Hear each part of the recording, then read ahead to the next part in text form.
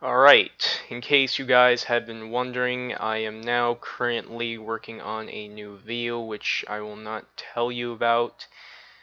And while I am still working on my new video, we will go back to the same schedule of news stories, and to keep in the spirit of Halloween, I will primarily use horror gameplay. Right now you're seeing gameplay of The Evil Within, and throughout the month I'll mix it up to many other horror games, and yeah. Let's move on with today's news story. A Qualtic Clam teen, if I'm pronouncing the name of the city right, was responsible for numerous swatting cases across the continent, will spread several more months in jail for his crime. The 17-year-old, who can't be identified under the Youth Criminal Justice Act, was handed a sentence of 16 months in youth custody and another 8 months to be served under supervision in the community.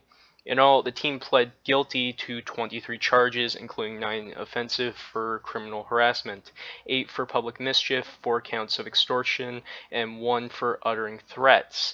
During the reading of her sentencing decision in Port Cork de Clam, dear God, I can't even pronounce that city name right, Provincial Court on Thursday, Judge Patricia Jason listed off the details of the teen's crimes that occurred over roughly a one-year span in 2014. Essentially, the teen was responsible for a number of swatting calls to police and law enforcement agencies in both Canada and the United States, with target of the calls being mostly female gamers he knew online or their families. Now, to any of you who looked through the description and looked at the article, know that this story is relatively old, but on this channel I still haven't talked about swatting yet, so even if the story is old, I figured I would give my 2 cents on this whole swatting epidemic that's been happening to a lot of streamers lately, and to be truly honest, it's a really sickening act that I really think should stop.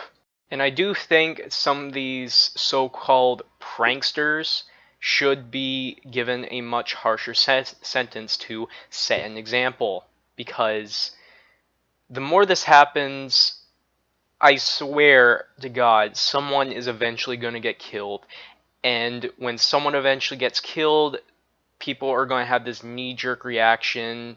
Video gamers are going to have a more negative stigma pointed towards them, and we're going to get a much overreaction or a worse solution, rather than actually taking the situation seriously now, rather than waiting for shit to hit the fan. The shittiest part about it is there's not much you can do to stop it. When police enforcements are called and told, hey, there's a bomb threat or someone's about to kill someone, how are they supposed to react? They can't just say, oh, is probably pranking. No, they have to take it seriously. They cannot take the chance that if it's actually a real threat or bomb threat, then they'll have to do it anyways, and that's the worst part about it. It's gotten so bad that many streamers and people who do video game playthroughs or stream on Twitch for a living have to go to their local police departments just to tell them, I'm a streamer, this is my job, and if someone calls and says there's a bomb threat or something, that's not true. They tell them that just to give their local police departments a head start. Now, let's get back to this fucking piece of shit excuse of a human being here. He would harass girls and their families if she wouldn't give her photos at all. So basically, it's this little piece of shit who's screaming or desperate for sex. And just because of that, he would go to these extreme lengths to ruin other people's lives.